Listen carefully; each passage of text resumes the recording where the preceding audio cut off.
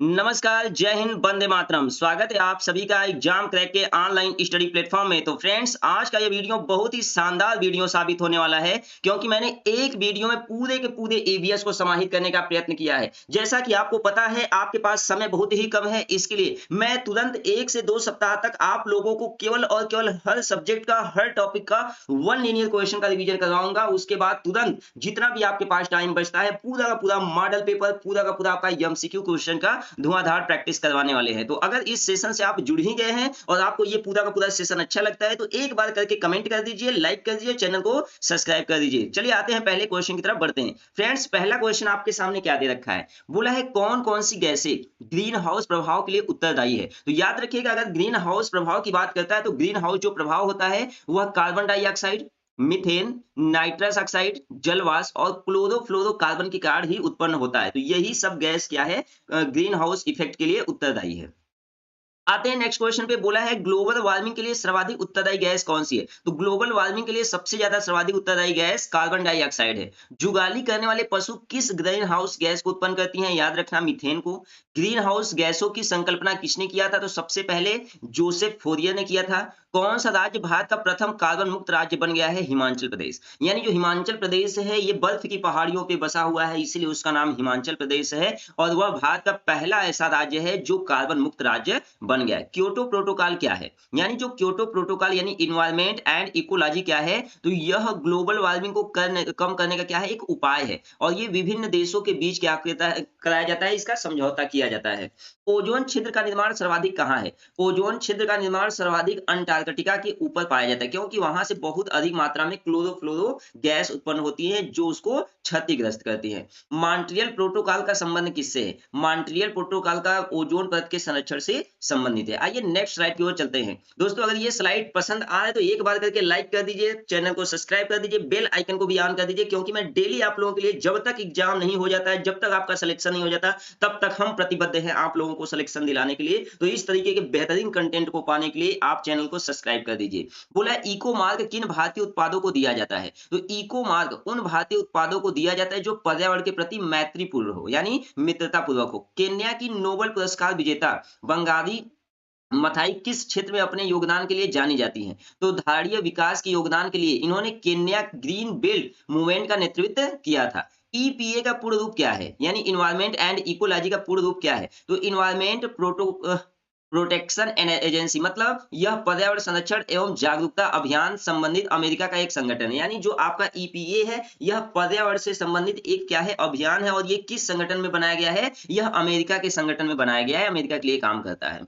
अंतरराष्ट्रीय अम्ल वर्षा सूचना केंद्र कहाँ स्थापित किया गया है? ओस्लो में किया गया है। मेधा पाटेकर कौन है? तो नर्मदा बचाओ आंदोलन से संबंधित मेधा पाटेकर, यानी जो मेधा पाटेकर है वो नर्मदा बचाओ आंदोलन से संबंधित है। और मेधा पाटेकर पर्यावरण विद एवं सामाजिक कार्यकर्ता, यानी ये हमेशा क्या करते रहते हैं, यानी यह हमेशा पर्यावरण को बचाने के लिए अनेक प्रकार के कार्यक्रम करते रहते हैं। राष्ट्रीय पर्यावरण शोध संस्थान कहाँ पे है? नागपुर, महाराष्ट्र में। ग्रीन पीस क्या है? पर्यावरण समर्थकों का एक राष्ट्रीय संगठन है। आइए नेक्स्ट स्लाइड की ओर चलते हैं। बोला है ग्लोबल 500 पुरस्कार किससे संबंधित है? तो पर्यावरण प्रति रक्षा से संबंधित है। आईएसओ 14001 क्या है? तो यह एक अंतरराष्ट्रीय प्रमाणन है जो प्रदूषण नियंत्रण प्रणाली को स्थापित करने वाली औद्योगिक इकाइयों को दिया जाता है। राजीव गांधी वन्य जीव संरक्षण पुरस्कार दिया जाता है। किसे दिया जाता है? तो यह भारत सरकार के पर्यावरण एवं वन मंत्रालय द्वारा राजीव गांधी वन्य जीव संरक्षण पुरस्कार की शुरुआत कब की गई थी? 1998 में की गई थी। और यह पुरस्कार वन्य जीव संरक्षण और अनुसंधान क्षेत्र में उल्लेखनीय कार्य करने के अधिकारियों तथा फील्ड वर्करों को प्रदान किया जाता है। ओजोन परत के संरक्षण का अंतरराष्ट्रीय दिवस कब मनाया जाता है? 16 सितंबर को मनाया जाता है। हरित विकास यानी ग्रीन डेवलपमेंट पुस्तक के लेखक कौन है? तो डब्ल्यू एम एडम्स जी हैं। नेक्स्ट स्लाइड की ओर चलते हैं। बोला है हरा सूचकांक यानी ग्रीन इंडेक्स किसके द्वारा विकसित किया गया है? तो विश्व बैंक के द्वारा विकसित किया गया है। राष्ट्रीय वन अनुसंधान संस्थान कहाँ पे है? देहरादून में है। भारतीय वनस्पतिक सर्वेक्षण बॉटनिकल सर्वे ऑफ इंडिया का मुख्यालय कहाँ पे है? कोलकाता में है।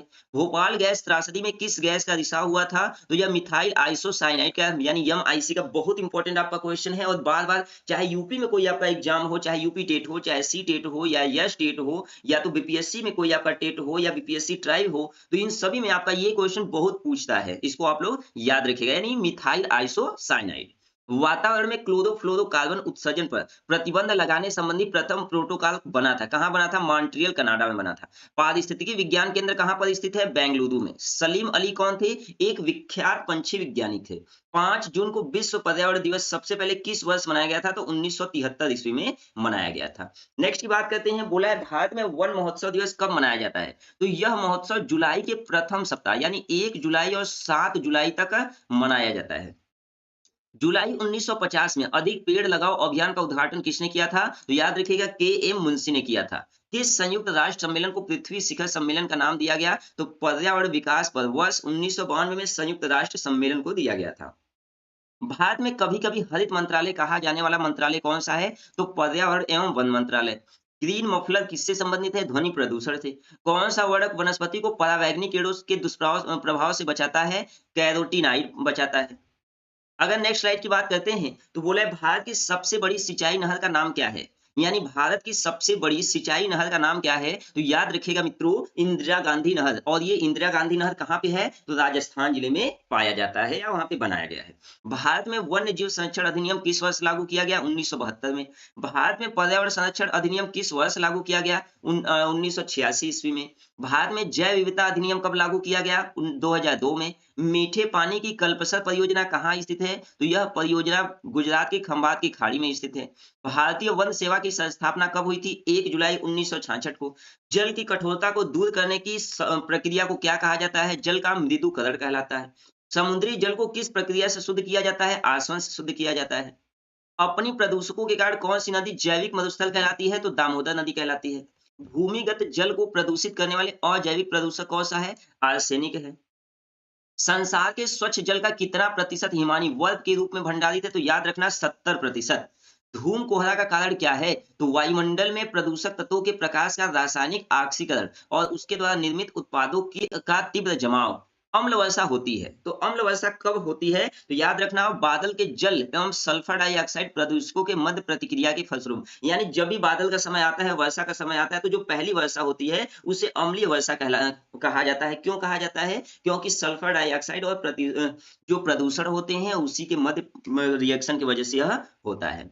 काजीरंगा राष्ट्रीय उद्यान किसके लिए माना जाता है? एक सींग वाले गैंडों के लिए माना जाता है। प्रकृति में पानी के सबसे शुद्ध रूप क्या पाए जाते हैं? वर्षा जल पाए जाते हैं। चलो नेक्स्ट की बात करते हैं। नेक्स्ट स्लाइड आपके सामने क्या दिया है? बोला है राजीव गांधी राष्ट्रीय उद्यान कहाँ पे स्थित है? राजस्थान में। रणथंभौर राष्ट्रीय उद्यान का नाम परिवर्तित करके क्या रखा गया है? राजीव गांधी राष्ट्रीय उद्यान। फूलों की घाटी कहाँ अवस्थित है? उत्तराखंड में। भेरी भेरी आईएमपी, ये बहुत बार आपका एग्जाम में आता है, इसको आप नोट कर लेना। सलीम अली राष्ट्रीय उद्यान कहाँ पे अवस्थित है? जम्मू कश्मीर और श्रीनगर में। राजाजी राष्ट्रीय पार्क किसके लिए प्रसिद्ध है? एशियाई हाथी के लिए। मध्य प्रदेश का राजकीय पक्षी कौन सा है? दूधराज का शाह बुलबुल है। जिम कॉर्बेट राष्ट्रीय उद्यान का पुराना नाम क्या था? हेली राष्ट्रीय उद्यान। यूएनईपी का मुख्यालय कहाँ पे है? नैरोबी केन्या में है। यानी यूनाइटेड नेशनल इन्वायरमेंट प्रोग्राम का मुख्यालय यदि पूछता है तो क्या जाएगा? नैरोबी कन्या को चला जाएगा। चलो बात करते हैं नेक्स्ट स्लाइड का। बोला है नेक्स्ट स्लाइड में कि मध्य प्रदेश के किस राष्ट्रीय उद्यान को प्रोजेक्ट टाइगर में सबसे पहले शामिल किया गया था? तो कान्हा किसली। टाइगर राज्य किस राज्य को कहा जाता है? मध्य प्रदेश को। एशियाई बब्बर शेर का निवास कहाँ पे है? तो गिर वन राष्ट्रीय उद्यान गुजरात। भारत के किस क्षेत्र को सह्याद्री कहा जाता है? याद रखना है पश्चिमी घाट को कहा जाता है। जैव विविधता की दृष्टि से भारत का सबसे धनी स्थल कौन सा है? पश्चिमी घाट है। पूर्वी घाट एवं पश्चिमी घाट का मिलन स्थल कहाँ पे है? नीलगिरी की पहाड़ियां यानी तमिलनाडु में है। जंगली गधा अभ्यारण्य कहाँ पे है? गुजरात में है। भारत का पहला राष्ट्रीय उद्यान कौन सा है और इसे कब अवस्थित किया गया? तो याद रखना जिम कॉर्बेट राष्ट्रीय उद्यान कब बनाया गया था? 1936 में बनाया गया था। नेक्स्ट आपका क्या दे रखा है? बोला है गिर राष्ट्रीय उद्यान के एशियाई शेरों को रखे जाने हेतु किस राष्ट्रीय का निर्माण किया गया है? तो यहाँ पे पालपुर कूनो मध्य प्रदेश। विश्व का सबसे बड़ा मैंग्रोव वन कहाँ है या कौन सा है? तो भारत के पश्चिम बंगाल में स्थित सुंदरवन है। भारत में सर्वाधिक मैंग्रोव वनस्पति कहाँ पाई जाती है? तो सुंदरवन कहाँ पे है? पश्चिम बंगाल में है। गंगा डेल्टा की मैंग्रोव वनों को क्या कहा जाता है? सुंदरवन कहा जाता है।